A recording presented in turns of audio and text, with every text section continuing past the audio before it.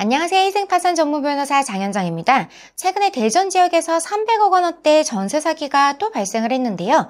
이번에도 피해자의 대부분이 20대, 30대 사회초년생분들이었다고 해요.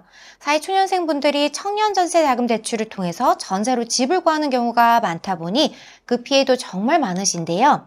원룸이나 투룸 같은 다가구 주택에 수천만 원에서 1억 원이 넘는 전세 보증금을 넣었다가 해당 주택에 문제가 생겨서 경매로 넘어가면서 보증금을 한 푼도 돌려받지 못하시는 경우가 생기시는 거죠.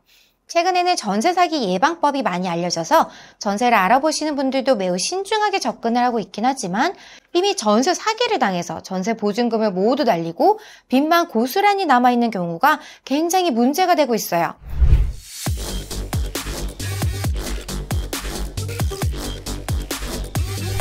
이런 분들을 위해서 서울해승법원은 전세 사기 피해자라는 것이 입증된 경우 개인회생 변제 기간을 3년에서 2년으로 단축해주고 있는데요.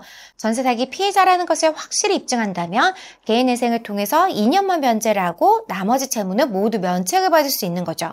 이때 전세 사기로 인해서 피해를 입었다는 것을 증명을 하셔야 되는데요.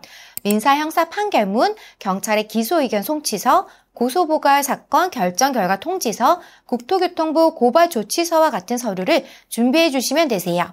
그런데 전세 사기 피해자라고 해서 무조건 2년간 변제를 이행하는 것으로 모든 게 다 끝나는 것은 아닌 경우도 있으세요. 실무에서는 전세 사기 피해자가 확실해도 2년 이상 3년간의 변제를 요구하는 케이스도 있는데 어떤 경우가 그럴까요? 바로 채무자의 개인회생 채권자 목록에 전세대출금 이외에도 생활비나 주식, 코인, 투자 등으로 사용하기 위해서 대출을 받은 채무가 포함되어 있는 경우인데요. 이 경우에는 2년 단축기간이 적용되지 않을 수도 있으세요.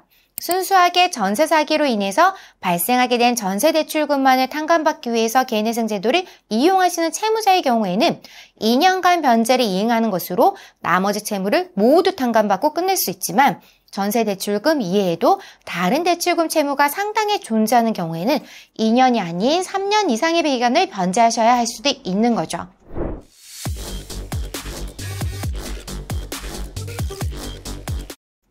이번 시간에는 전세 사기 피해자가 개인회생을 통해서 변제 기간을 줄여서 면책을 받을 수 있는 경우에 대해서 살펴보았는데요. 보다 궁금하신 점이 있으시면 저희 법률사무소에 전화로 문의를 주시거나 댓글을 달아주시기 바랍니다. 지금까지 장현정TV의 장현정 변호사였습니다. 감사합니다.